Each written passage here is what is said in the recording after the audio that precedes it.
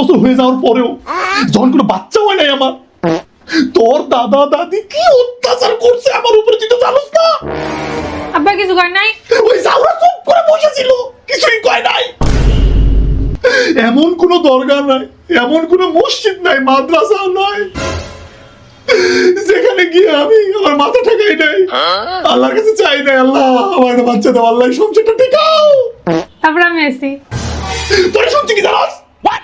তোর বাপ জাউরার সমস্যা কি অত্যাচার করছে, কি দুইটা বাচ্চি না তুই তো জানিস না। পরে শুনি জাউরার সমস্যা, তোর ওই কত দাদা দাদি আর কিছুই কয় না, আল্লাহ সমস্যা দিচ্ছে কি করবি? তাহলে আমি কোথায় এলাম আম্মা? চিকিৎসা করছে তোর বাপ, তারপর আসি চুপ থাকতে পারিস না। কি সংগ্রাম করে ধরে মানুষ করছি আমি, তুই কি জানো?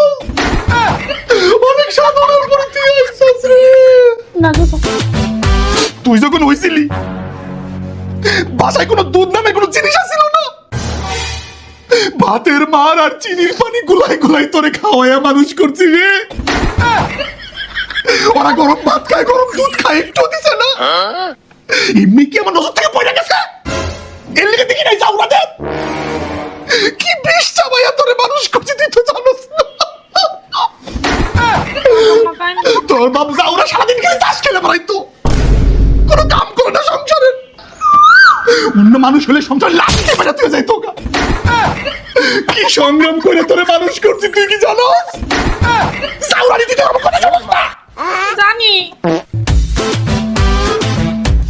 তুই যখন হইছিলি, যখন দেখছি মাইয়া হইছে, মনে ওর মাথা ঠাডা পড়ে গেছিল তোর দাদির, তোর পুপুর। আমি ব্যথায় মরে যাইতেছি, আমার এসে কয় কি হয়, কি জন্ম দিছস? নাতি কেন, আমার নাতি কই? এটা কি আমার হাতে? ছুটি করে 7 দিন খাইবার দিছে না, কইছে আমি বলে পাপ করছি। এমনি বিশ্বাস তোর মানুষ করছি, বড় করছি। আমার ফুপুরও তো মেয়ে হয়েছে, আরে কিছু কইছে না। তোর বাপ যাওরা কিছু কয় না, আমার কিছু কই পারো দেয় না। এমনি কি নজর থেকে নাই গেছে ওরা, একটু দেখবার পারি না। কি সংগ্রাম করে তোরে মানুষ করছি তুই তো জানোস না, আর মায়ের কথা জানোস না। জাউরানি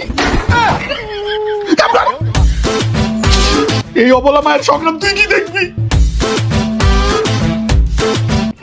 তোর বয়স যখন 15 দিন, তোর দাদা কতগুলো ইট আনছে,